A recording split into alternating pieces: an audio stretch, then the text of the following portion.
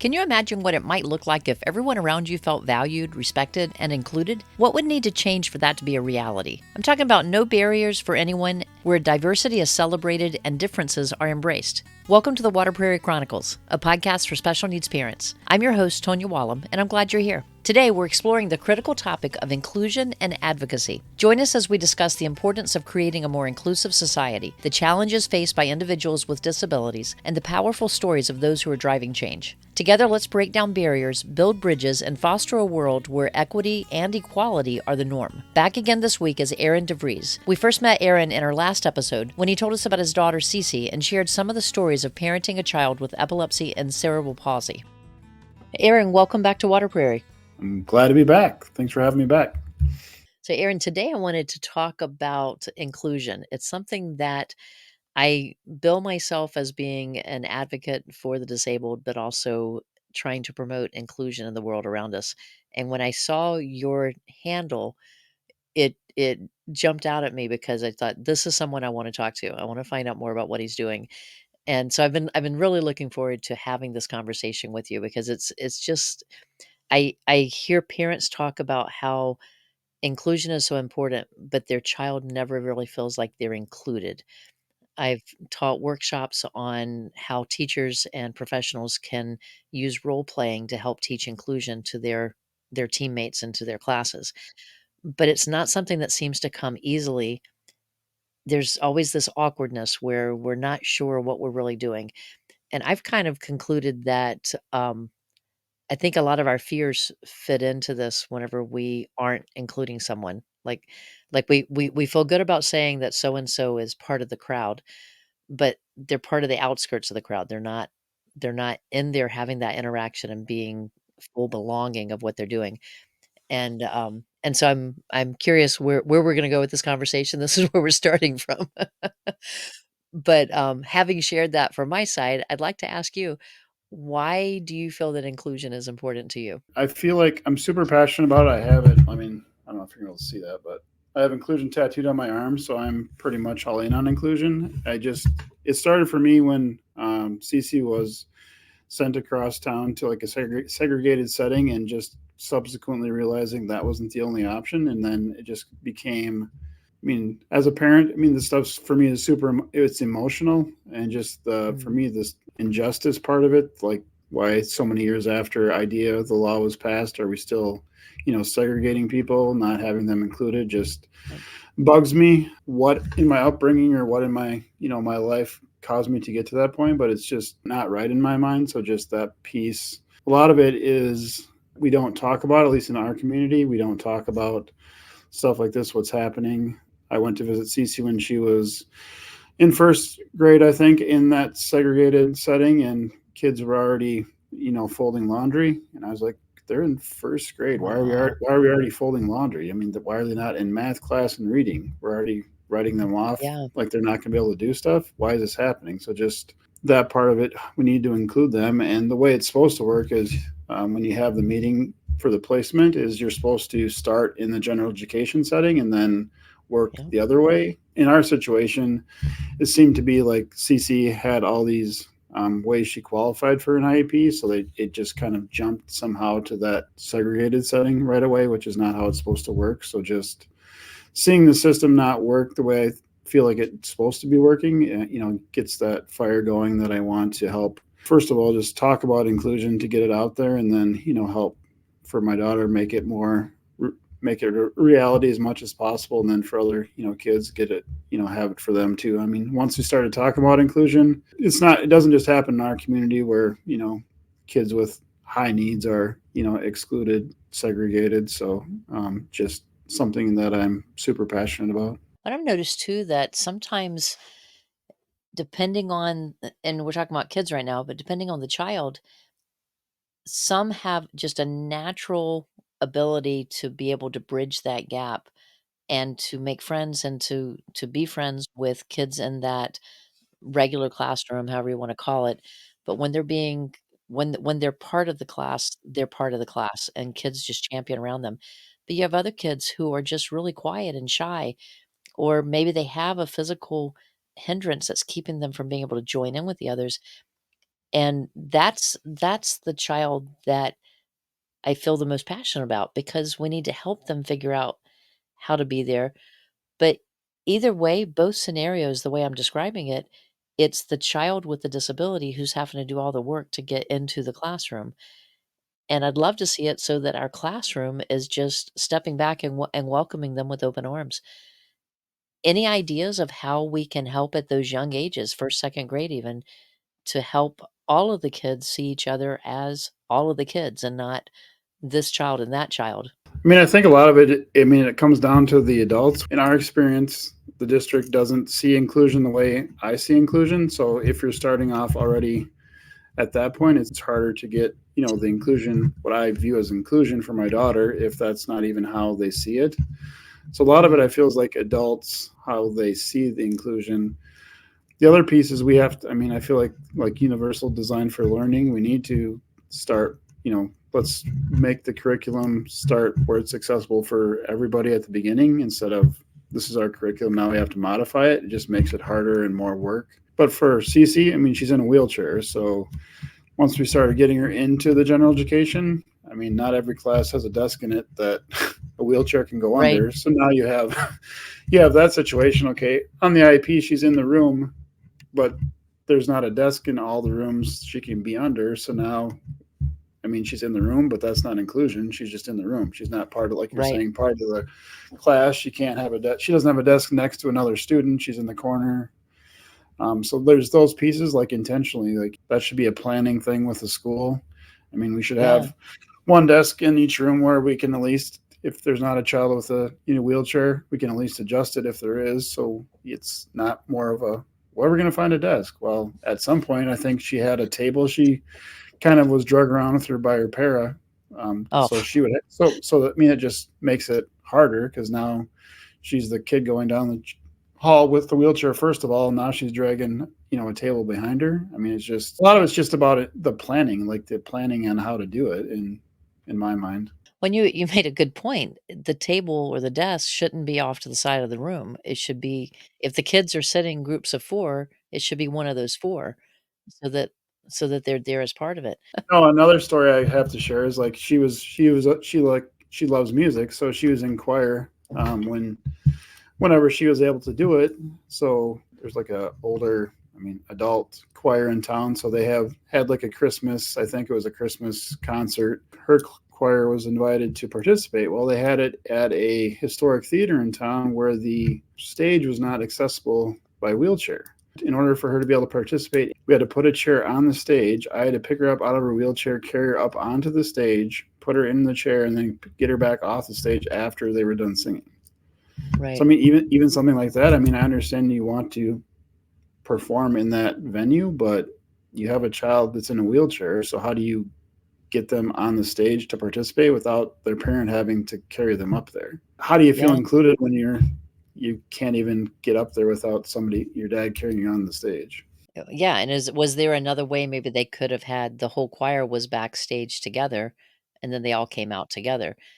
It would have taken a little more work to get set up, but at least then during the performance, you're not having to be the one that is carried up and carried back down again. Yeah, no one, especially if she's in her teens, no one at that age wants to have that type of focus on them.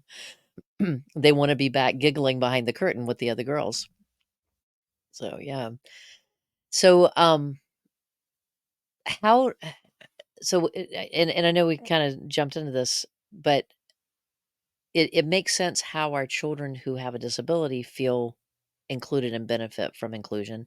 How does the community around them benefit from that? The more diverse, in my mind, the community is, I mean, if we're all the same, we're all, I mean, look like me or act like me, it's going to be boring. So just having that diversity, having other perspectives. I mean, she's loves music. She loves saying hi to people. Just she's cheerful. For sure for me, like I get bogged down with like worrying about what other people care about me too often. And she, if she's singing, she just blares it out and doesn't care about that. So I mean, that perspective, a different perspective, I think she shares. For me, the inclusion piece in the community is big because I mean I'm getting older. I'm not going to be around forever, so I mean I feel like there's going to be a point where I mean I'm going to need some other people to help take look out for Mm, her, yeah, take care of her in the community, and then by her being in the community earlier on, people know who she is. They recognize her, comfortable coming up, saying hi to her.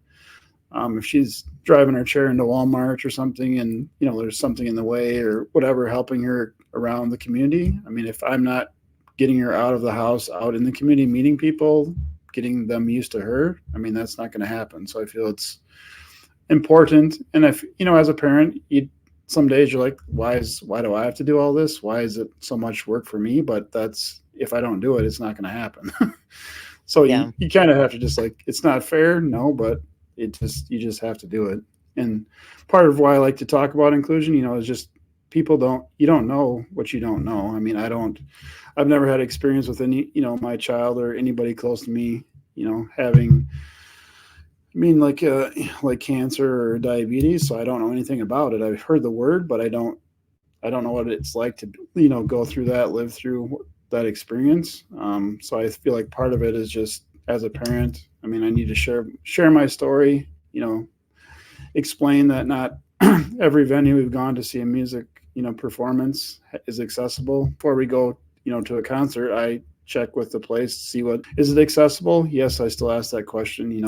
In 2024, because not every place is. So right. it's just part of it. I don't want to get there and then we can't get in because they don't have a way to get her in there. So it's just one of those things that is it right, fair that I have to do it? No, but you just do it. It's just part of what you have to do. So and by spreading the word of inclusion, I feel like bringing up a situation where it wasn't inclusive. I mean, that just helps other people. I feel like if they see something that's not inclusive, they'll question it or bring it up. Their business, you can't get a wheelchair in there easily or at all. How can we make this so it's accessible for people in wheelchairs? I mean, that helps people with strollers or walkers or canes and True. stuff too. So, I mean, let's just, get the word out there and spread, that information. Yeah, I haven't thought about this for a long time, but when my daughter Emily was in probably 4th, 5th grade range, she, had a mission that she kinda gave to herself, and that was to evaluate restaurants all around our area and, find out how accessible they were for the blind. And what she was starting to recognize was if she went into McDonald's or somewhere, she couldn't read the menu, and so she was always gonna have to have somebody read it to her unless she could figure out how to fix this. And, so, as a child, her goal was, "Can I evaluate all of these and make a directory so that other people could see this and look ahead of time before I arrange to meet somebody, and then that way I'm not embarrassed, I don't have to have somebody else have to read it to me." And so I took her wherever she wanted to go. She'd talk to managers and ask them, "So if I came in, how would you handle this?" And she was surprised that I think McDonald's was the one that actually had it in Braille. So that was Braille, they had large print, they had picture, they had pretty much everybody. She went into a few places, they had a large print menu, but unless you knew to ask for it, it didn't exist. And if you didn't get the right employee, they didn't know about it, so it still didn't exist because no one could get it to you.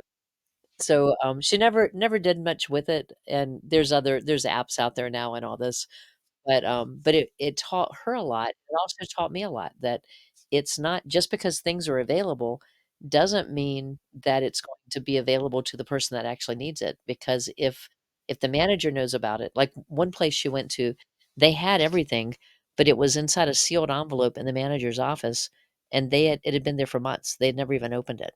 So if a customer came in and asked for it, even if they knew it was supposed to be there, the person that's taken their order has no idea that they even have it. So it's kinda interesting on that, but what you brought up was a good point that I remember now about that part of what she was trying to do. She kept telling them, "Well, if I can't read it, what are all the grandparents gonna do whenever they come in because they can't see it either?" And she had a very good point. It does benefit and you just mentioned the same thing. We have an aging generation that's going to need walkers and canes and even if they're not using it, they need to have a safe way to walk so that they're not tripping on a stair or something. So it does benefit everybody there. The other thing I wanted to mention for our listeners, If you go back to last season, let's see if I can see what number it was. Episode 60, we had Kristen Secor on, and she is traveling around the world in a wheelchair, and she could have been set aside as not important, but even though she needs to have an aide with her and she's needs help doing some of these things, she has a wheelchair and a ventilator, and she's traveling all around the world, and now she's leading groups, teaching them how accessible travel can be with modifications. She posts on how to get the accessible housing that you might need, how do you get your transportation and all. She's contributing a lot to a ton of people, and not only just seeing her being able to travel, but she's now saying, "I'll take your hand and show you how to do it." And so Cece has just as much to offer. You know, what is she going to do to leave her imprint on the world around her? But let's let her do it by including her in society and letting her be part of this.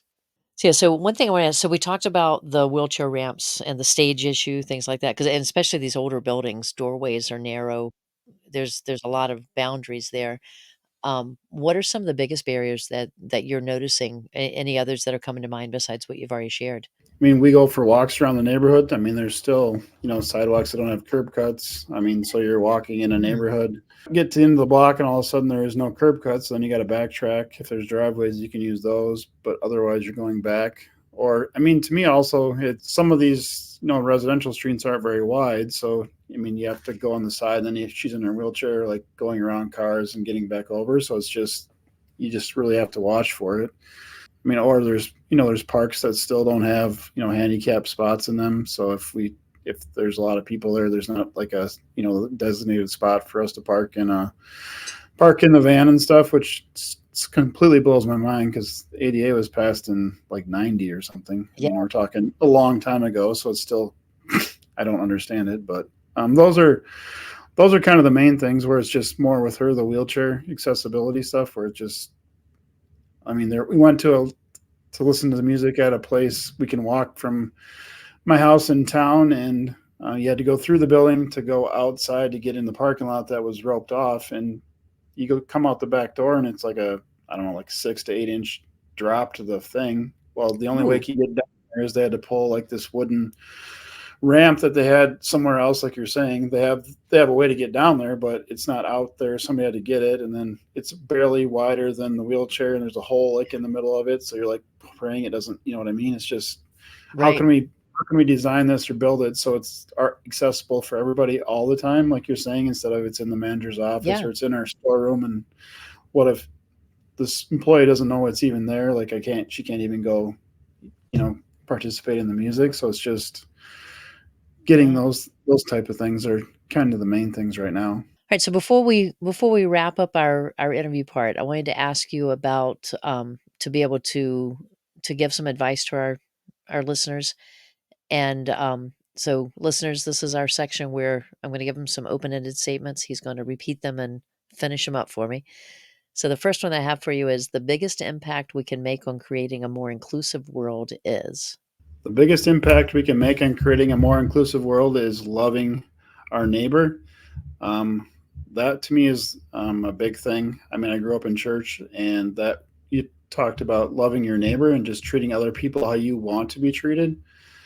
So I feel like if we treat others in the world like we want to be treated, it would be more inclusive. So, one small step everyone can take towards fostering inclusion is. One small step everyone can take towards fostering inclusion is talking with people with disabilities to see how you can include them.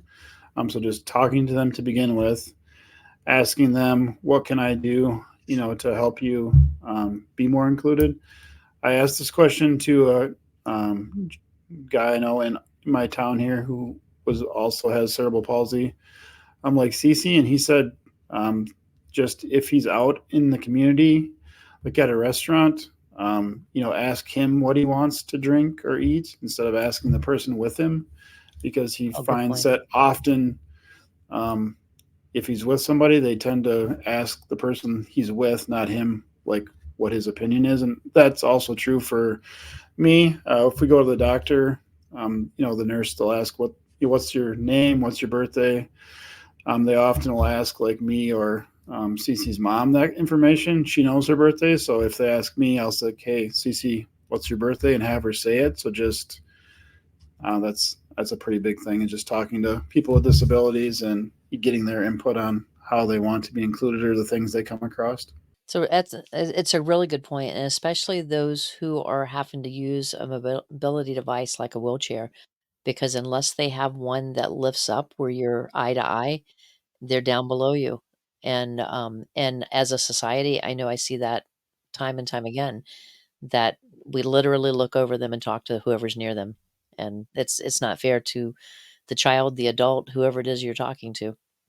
Alright, so the last one is, "The future feels brighter when I see." The future feels brighter when I see people, including CC, my daughter. I'm just where I'm able to have her out in public, and somebody's talking to her, go to church, and she goes sits by somebody else, and I can just kind of sit back and enjoy her, having somebody want to talk to her, spend time with her, treat her like she's a person just like them. So that's gives you that glimmer of hope that all the work that's been done is worth it, and she's going to be okay. Tell us a little bit more about the inclusive dad.